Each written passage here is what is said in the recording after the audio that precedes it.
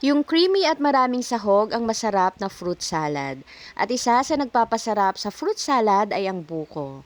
Kaya lang medyo may kamahalan ng buko ngayon. Kaya for today's video, gagawa tayo ng pamalit sa mahal na buko sa murang halaga.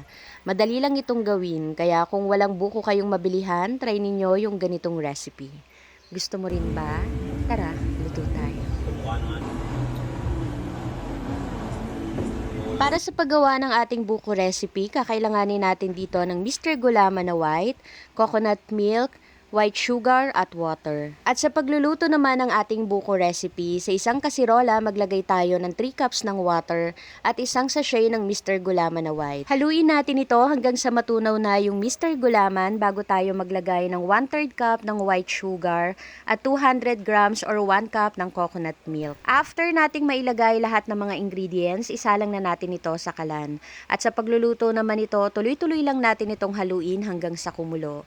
At pagka napansin nga ninyo na kumulo na, ahunin na natin ito, then palamigin. And shoutout po kay Miraflor Nakamura, Lina Chionco, Gladys Mejano from Pangasinan, Mendalina Lago Aquiler.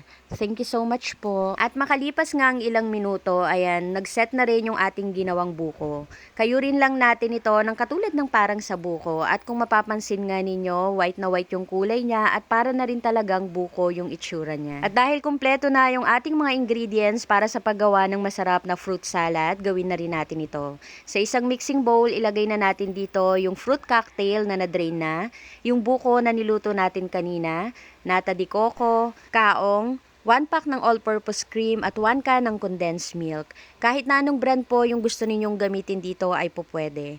Haluin lang natin ito ng mabuti hanggang sa ma-well combine na lahat ng mga ingredients. At yung last na ilalagay ko po dito ay optional lang. Pero para sa akin, mas masarap yung fruit salad pag nilalagyan ng cheese. Ito kasi yung pampabalance ng lasa kasi di ba medyo maalat-alat yung cheese. Haluin lang natin ito ulit, then ilagay na sa chiller bago natin iserve. At makalipas nga ang ilang oras, napakasarap talaga nito nung kinain namin. Hindi mo masasabi na gawa sa gulaman yung buko na nilagay ko dito. At kung gusto nyo rin ng ganitong klaseng recipe ng fruit salad, try nyo po yung ating recipe ngayon. Gusto mo rin ba? Tara, kain tayo.